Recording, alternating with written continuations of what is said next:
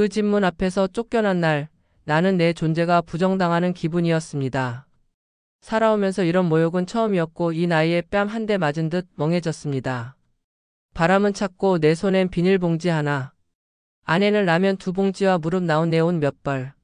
그걸 들고 아들의 집 초인종을 눌렀을 뿐인데 돌아온 건 싸늘한 시선과 한숨이었습니다. 가족이란 이름이 그렇게 가벼운 줄 그날 처음으로 뼈저리게 느꼈습니다. 안녕하세요. 저는 74을 넘긴 사람입니다. 젊은 시절 건설 현장에서 철근을 메고 아스팔트 위에 주저앉아 도시락을 먹던 그 시절부터 제 이름 대신 아버지로 불리며 평생을 살아왔습니다. 허리 아프다는 소리는 감히 못했고 월급 날이면 장바구니 먼저 들이밀던 아내 손이 먼저였고요. 아이 학원비가 밀렸다는 전화엔 전기요금부터 미뤘던 그런 삶이었습니다. 아내가 세상을 떠난 지 13년. 그 후로는 나 혼자 살았습니다. 작은 반지 하방, 한평 남짓한 텃밭, 그리고 보일러가 잘 안 돌아가는 겨울밤의 냉기까지. 그 모든 걸 버티게 만든 건 단 하나, 아들은 나를 안 버릴 거라는 믿음이었습니다. 어떻게 키운 자식인데 그 피가 어디 가겠냐는 마음 하나로 버텼습니다. 하지만 그날 나는 그 아이에게 완전히 지워졌습니다. 며느리는 방문도 열지 않고 인터폰으로만 말했고 아들은 그저 곤란하다는 말 한마디 던졌습니다. 내가 무슨 동냥하러 온 것처럼 도움을 청한 게 아니라 마음 한번 묻고 싶었던 건데 말이죠.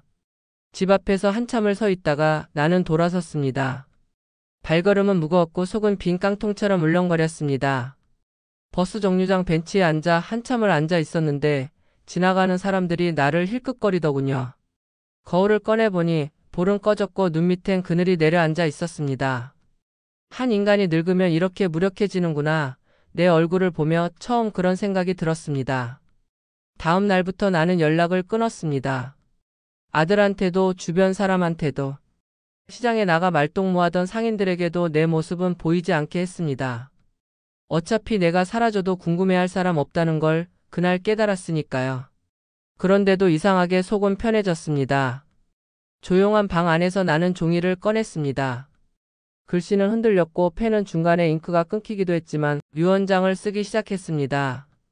처음엔 단지 마지막 정리를 하려는 마음이었지만 글자를 써내려갈수록 가슴속에서 타는 듯한 감정이 올라왔습니다. 그 감정은 미움이 아니었습니다. 그 아이가 날 몰라봤다는 데서 오는 배신도 아니었고요.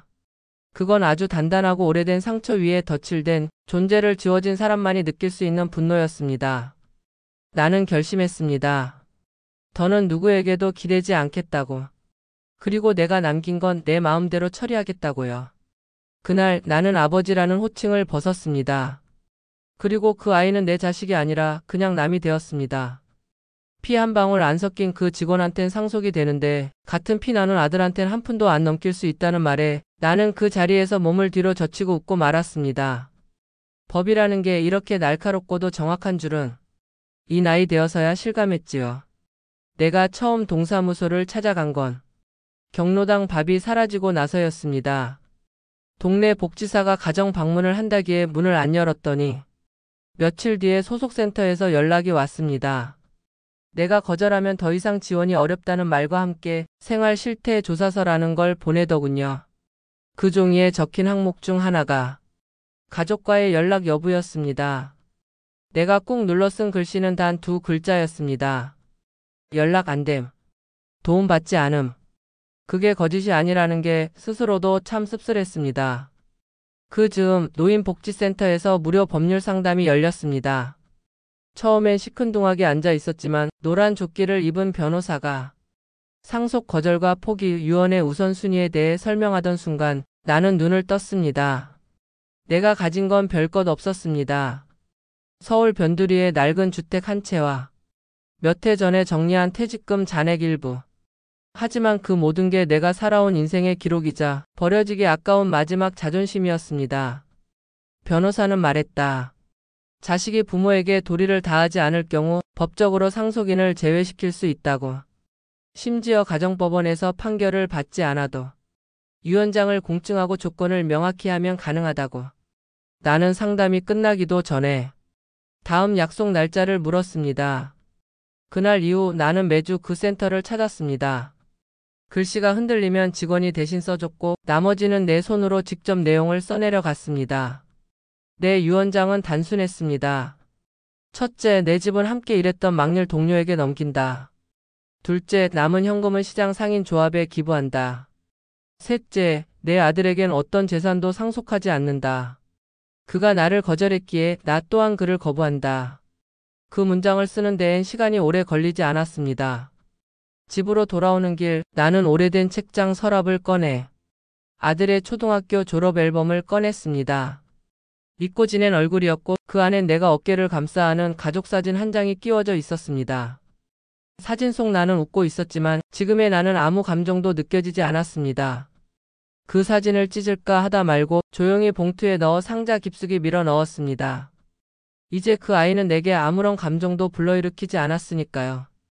며칠 후 공증 사무소에서 연락이 왔습니다. 내 유언장은 법적으로 완전하다고 했고 나는 그걸 받아들고 그대로 복지센터로 향했습니다. 봉투를 맡긴 직원은 말했습니다. 이걸 열게 될 그날은 선생님이 떠나신 후일 거라고. 나는 고개를 끄덕였습니다. 그제야 마음이 편해졌습니다. 내가 나를 지켜냈다는 기분, 그거 하나면 충분했습니다. 그리고 그 복수는 그 어떤 소리보다 조용한 방식으로 다가갈 겁니다. 내가 죽으면 다 내 거 될 줄 알았지. 그래서 날 그렇게 쉽게 문 밖으로 밀어냈겠지. 근데 말이다. 그 집도 그 땅도 그 돈도 이제 내 앞에서 사라질 거다. 내가 직접 그렇게 만들 거니까. 유언장을 정리한 날부터 나는 단 한 번도 그 아이를 아들이라 부르지 않았다. 속으론 이미 끊어진 관계였고 나는 더 이상 그를 부를 호칭이 없었다. 며칠 후 버스 정류장에서 한 남자가 말을 걸어왔다. 예전에 한 현장에서 같이 일했던 동료였고 그는 내 안색을 보더니 조심스럽게 물었다. 요즘 많이 힘들어 보인다고 아들은 잘 지내느냐고. 나는 고개만 끄덕였지만 그 한마디가 내 속을 뒤흔들었다. 그가 입에 올리는 이름조차 듣기 싫어질 줄은 몰랐기 때문이다. 나는 조용히 정보를 수집하기 시작했다. 그 아이가 운영하는 회사가 정확히 어떤 일을 하고 어디서 돈을 벌고 어떤 식으로 사람을 쓰는지 정확히 알아야 제대로 부술 수 있다는 생각뿐이었다. 공인중개사 사무소를 들렀다. 내 명의로 되어 있던 집에 대해 물었고 담보대출이 잡혔다는 말을 듣고 눈을 감았다. 내가 살던 그 집은 이미 그 아이가 등기부에 손을 뗀 상태였다. 그리고 알게 됐다. 몇 달 전 그 아이가 내 몰래 주소지를 옮겨 주민세와 각종 고지서를 나몰라라 했다는 것도 이제는 내 이름으로 된 자산을 마치 자기 것처럼 휘두르고 있었다. 나는 화가 나지 않았다. 그저 끝까지 밟아야겠다는 생각이 확실해졌을 뿐이었다. 몸을 낮추고 조용히 움직이기로 했다. 함부로 흙을 뭉개는 자에겐 진흙탕을 만들어줘야 그 맛을 아는 법이다. 지인 중 한 명이 자산관리 쪽에서 일한다는 게 생각났다. 나는 부탁했다. 이름을 밝히지 말고 그 아이의 법인 계좌 흐름을 간접적으로 추적해달라고. 몇 번의 전화와 며칠의 기다림 끝에 내 손엔 3장짜리 인쇄물이 도착했다. 그 문서엔 내 아들의 이름도 내 이름도 없었다. 하지만 거기 적힌 법인 번호와 기부처 내역을 보는 순간 나는 직감했다.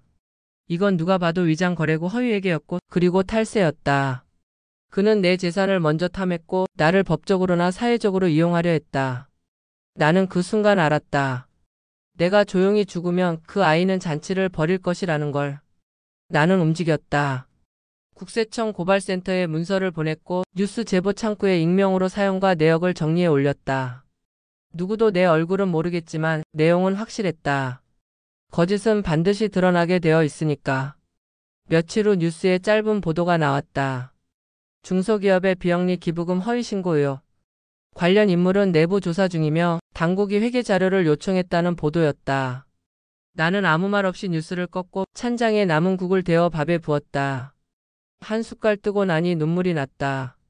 억울한 게 아니라 이제 진짜 모든 끈이 내 손에서 떨어졌다는 걸 실감했기 때문이다. 이 복수는 드러나지 않는다. 하지만 무겁고 깊고 정확하다. 그 아이는 모를 것이다. 자기 삶이 흔들리는 시작점이 바로 그날 문 밖으로 내쫓았던 나였다는 걸. 사람은 모른다. 자신을 버린 자식보다 길에서 마주친 타인이 더 따뜻할 수 있다는 걸. 나는 내 가족을 잃고 남의 가족에게 밥을 얻어먹으며 다시 사람 구실을 배웠다. 복수를 시작하고 나서 며칠 동안 몸이 허해져서인지 자꾸 속이 울렁거렸습니다. 시장 골목 입구에 있는 순댓국집 앞을 서성이다가 문득 가게에서 나오는 아주머니와 눈이 마주쳤습니다. 그분은 두 말도 없이 나를 안으로 끌고 들어갔습니다. 나는 고개를 숙이고 따뜻한 국물을 삼켰고 그분은 젓가락을 탁 놓으며 말했습니다. 사람 얼굴이 뼈처럼 말라있으면 속부터 굶은 거라고. 내가 무어라 대꾸도 못하자 밥 한 공기를 더 가져다 주시며 아무 말 없이 자리를 비워주셨습니다. 그날 이후 나는 그 가게에 매일 들렀습니다. 돈이 많지는 않았지만 그분은 내가 내놓는 돈보다 마음을 더 많이 주셨습니다. 어느 날은 같이 일하는 젊은 남자 직원이 남는 반찬을 싸주며 조심스럽게 물었습니다. 왜 매일 혼자 밥을 드시냐고, 자식들은 없냐고. 나는 잠시 망설이다가 고개를 저었습니다. 없다고. 없어진 지 오래라고. 그리고 그게 얼마나 편한 일인지 이제야 알았다고. 그 말이 입 밖으로 나오는 순간 나는 깨달았습니다. 나는 더 이상 부정하지 않기로 했습니다. 그 아이를, 그리고 그 아이와 맺어졌던 지난 시간을. 다음날 아침 나는 복지센터 게시판에서 봉사활동 공지를 하나 봤습니다. 홀몸 어르신 도시락 배달 인력이 부족하다는 내용이었고 나는 그 길로 사무실에 찾아갔습니다. 처음엔 다들 의아해했습니다. 내 나이에 오히려 도시락을 받아야 할 사람이 왜 배달을 하겠다고 나섰냐는 눈치였습니다. 하지만 나는 말했다. 움직일 수 있는 몸이면 썩히지 않는 게 맞다고. 이왕 사는 거 쓰임은 있어야지 않겠냐고. 그날 오후부터 나는 배달 봉사를 시작했습니다. 낡은 자전거 한 대와 앞에 달린 바구니가 내 짐칸이었고 그 안엔 밥이 아닌 마음을 담았습니다. 어느 골목에선 거동 못하는 노인이 문틈 사이로 고맙다고 손을 흔들어 주었고 어느 반지하 집에선 치매 걸린 할머니가 나를 자기 아버지인 줄 알고 눈물까지 보였습니다. 나는 웃으며 밥을 놓고 돌아섰고 내 등을 따뜻하게 밀어주는 바람을 느꼈습니다. 처음으로 내가 쓰이고 있다는 감각. 그건 돈보다 강하고 핏줄보다 뜨거운 감정이었습니다. 그 즈음 아들 회사가 세무조사에 들어갔다는 소문이 들렸습니다. 나는 묵묵히 라디오를 끄고 조용히 자전거 바퀴에 바람을 넣었습니다. 세상은 스스로 정리되기 시작했고 나는 더 이상 그 소식을 찾지 않았습니다. 내가 원한 건 무너뜨림이 아니라 분리였습니다. 내 삶에서 그 아이를 완전히 도려낸 것. 그건 완벽히 성공했고 이제 나는 나를 위한 시간을 살아가기 시작했습니다. 나 하나 밀어냈을 뿐인데 지들이 쌓아 올린 그 집안이 송두리째 기울기 시작했다. 참 별것 아닌 짓 같았지. 근데 세상은 아버지를 함부로 버린 대가가 얼마나 무서운지 끝까지 보여주더라. 봉사활동을 나가던 날 오랜만에 시장에서 전단지가 손에 쥐어졌다. 붉은 글씨로 인쇄된 그 종이엔 한 기업의 대표가 탈세 혐의로 조사 중이라는 제목이 적혀 있었고 내 눈은 무심결에 그 문구를 따라갔다. 기업 이름을 보는 순간 가슴 깊은 곳이 잠깐 쿡 찔리는 듯 했지만 이내 아무런 동요 없이 발걸음을 옮겼다. 이미 알고 있던 소식이었고 이젠 내일이 아니었기 때문이었다. 하지만 그날 저녁 그 아이에게서 연락이 왔다. 정확히 말하면 내 전화기를 빌려 쓰던 봉사센터 직원이 놀란 표정으로 말해줬다. 어떤 젊은 남자가 3번이나 전화를 걸었다고, 혹시 가족이냐고 물었다고. 나는 고개를 저었다. 그 이름 내 귀엔 아무 무게도 없다고 말했습니다. 그리고 부탁했다. 그 번호 다시는 연결되지 않게 막아달라고. 며칠 뒤 시장 상인 중 한 명이 술김에 그 아이 소식을 꺼냈습니다. 회사가 세무조사 받고 있다더라. 뉴스에도 나왔고 직원들 월급도 밀렸다더라. 그 말을 듣던 다른 이가 거들었습니다. 그렇게 잘 나가더니 참 한순간이라고. 나는 아무 말 없이 국밥을 떠먹었고 다 먹은 그릇을 정리하며 말했습니다. 잘 나가던 게 아니고 속 빈 깡통이었다고. 그냥 겉포장만 번드르르 했을 뿐이었다고. 그 후로 며느리에게서도 연락이 왔습니다. 센터 우편함에 편지가 도착했는데 봉투엔 아무 이름도 쓰여 있지 않았고 속엔 삐뚤빼뚤한 글씨로 적힌 한 장의 편지. 생활이 무너졌고 아이가 병원에 입원했으며 당신을 다시 뵙고 싶다는 말이 적혀 있었습니다. 나는 편지를 가만히 접어 묵은 종이 더미 속에 끼워 넣었습니다. 다 읽은 후엔 아무 감정도 들지 않았습니다. 구질구질하다는 생각도 고소하다는 마음도. 단지 너무 늦었구나 싶었을 뿐이었습니다. 그 아이는 지금쯤 모든 걸 잃고 있을 겁니다. 신용도, 체면도, 주변 사람들의 시선도. 그러나 그건 내가 준 벌이 아니었습니다. 그건 그 아이가 자초한 일이었고 나는 단지 그 진실을 조금 앞당겨 보여줬을 뿐이었지요. 사람이란 게 자기가 만든 무게를 감당하지 못하며 결국 짓눌려 무너지는 법입니다. 그리고 그 밑에 깔려 죽는 건 다름 아닌 자기 자신입니다. 나는 그저 조용히 오래된 운동화 끈을 다시 묶었습니다. 내 삶은 그때부터 더 또렷해졌고 아무도 날 찾아오지 않는 하루가 가장 고요하고 평화로운 시간이었습니다. 죽을 만큼 미웠는데 막상 그놈이 무너지는 걸 보니 뭔가 허해졌다. 사람이란 게 참 간사하다. 울분은 쏟아냈지만 남은 자리는 조용한 공기뿐이었다. 복지센터 옆 화단엔 작은 국화가 피었습니다. 누가 심었는지 알 수 없지만 그 꽃은 유난히 향이 강했고 지나가던 어르신들이 자꾸 발걸음을 멈추곤 했습니다. 나는 어느 날 그 앞에서 서 있었습니다. 아무 말도 하지 않았지만 그 향기를 오래 들이마시고 싶었고 그 향기 안에 나 자신이 잠시 숨어들기를 바랐습니다. 마음이 고요해지자 내가 해온 일이 서서히 머릿속에 떠올랐습니다. 법적으로 자식을 지었고 사회적으로 그를 드러냈고 결국 아무 말도 없이 등을 돌렸습니다. 하지만 그 모든 일의 끝에 남은 건 통쾌함도 아니었고 후회도 아니었고 그냥 하나의 빈자리였습니다. 문득 생각났습니다. 아들이 아주 어릴 적 처음 자전거를 타던 날 넘어지면서 나를 부르던 작은 목소리. 그 목소리를 안고 병원으로 달려갔고 내 옷자락을 쥐고 울던 그 손을 꼭 잡았던 기억.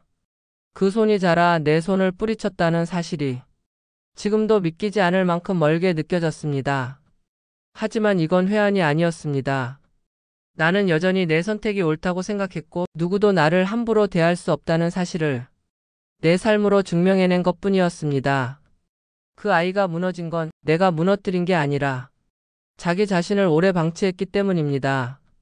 가족을 도구로 대했고 관계를 이익으로 계산했으니 결국 남은 건 잿더미일 수밖에 없었습니다. 나는 이제 더 이상 그 아이를 생각하지 않았습니다.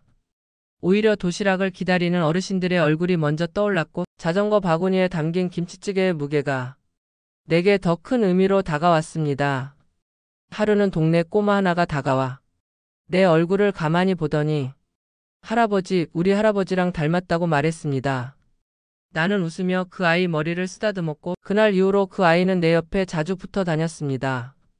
그렇게 작은 관계들이 쌓이기 시작했습니다.